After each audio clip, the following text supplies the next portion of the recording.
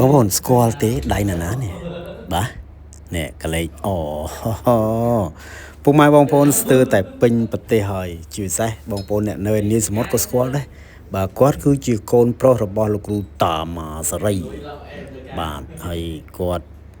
ដែលកំពុងសរសេរគូវាសនេះគឺលោកស៊ីថូណាថាន់បាទលោកស៊ីថូណាថាន់គឺជាកូនប្រុសរបស់លោកគ្រូតាម៉ាសេរីហើយបើយើងនិយាយពីលោកណាថាន់បាទគាត់ចូលបម្រើការងារនៅក្នុងវិស័យកីឡាបាទកីឡានេះអត់ផ្ដោតតែទៅលើកីឡាមួយមុខណាបងប្អូនប្រហែលជាស្គាល់គាត់ហើយបាទអត្ថាធិប្បាយបដិលអត្ថាធិប្បាយបាល់ទាត់អត្ថាធិប្បាយជាពិសេស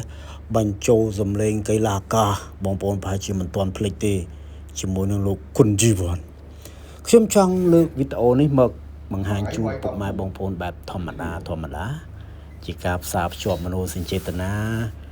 ជូនពុកម៉ែបងប្អូនដែលកំពុងតែទស្សនាវីដេអូនេះត្រង់ថា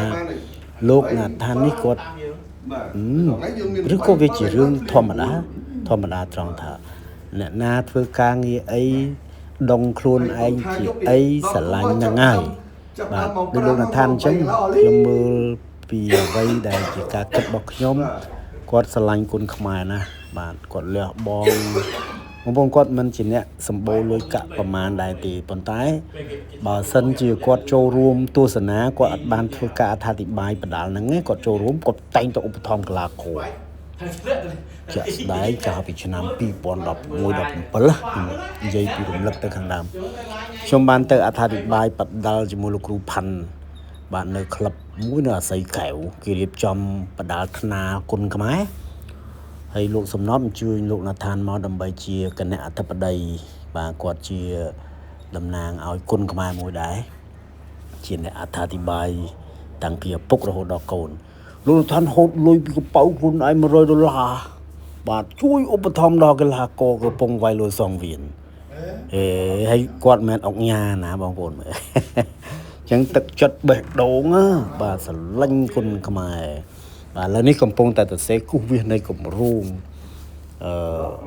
អាដែងណែពាក់ព័ន្ធនឹងគុណខ្មែរយើងហ្នឹងបាទធ្វើម៉េចឲ្យគុណខ្មែររីកចម្រើនធ្វើម៉េចបញ្យលដល់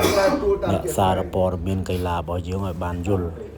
បាទហើយបានធ្វើម៉េចជួយផ្សព្វផ្សាយ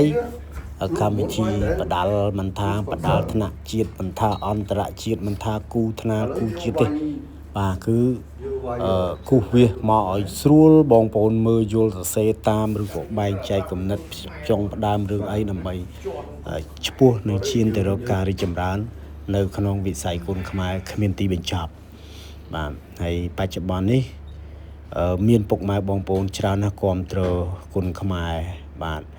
មែនតើទៅការរៀបចំបដាល់ច្រើនណាស់បងប្អូនទៅមើលណាបាទអរគុណបាទ